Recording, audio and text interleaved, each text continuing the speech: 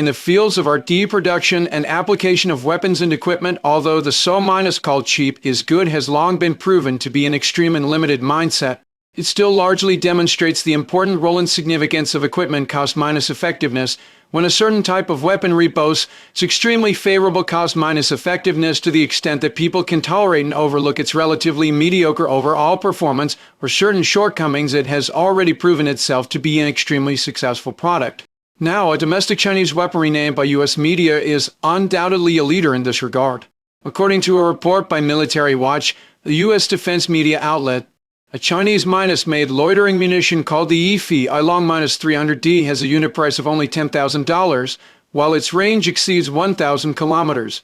This makes it the most cost-effective ultra-long-range loitering munition in the world. As we know, in the early stages of the Russia-Ukraine conflict, Russia imported a batch of Shahed-136 loitering munitions nicknamed Iranian small motorcycles from Iran, with a unit price of approximately $20,000. Even this already made Russia greatly praise its excellent quality at a low price, prompting them to purchase tens of thousands of them in one go. Today, the price of the Feilong-300D is only half that of the Shahed-136.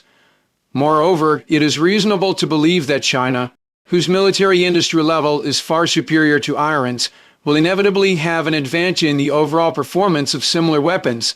In other words, the former is not only more powerful in combat, but also significantly cheaper, with its cost-effectiveness jumping by a large margin. For many countries and military forces with massive demand for low-cost loitering munitions, this is undoubtedly a dream choice. Given this, what is the most suitable target for such equipment that combines low cost, large quantity, and advanced features? It is probably none other than aircraft carrier battle groups. Imagine this: even a swarm of 100 F-300D loitering munitions would likely cost less than a single Dongfeng-26 anti-ship ballistic missile.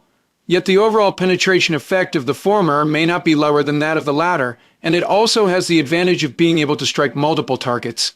Although the Feilong-300D has a slow flight speed, low flight altitude, and a warhead with only 50 kilograms of explosives in the face of such a dense swarm, even a powerful U.S. Navy aircraft carrier strike group would see its air and missile defense firepower channels instantly saturated to the maximum.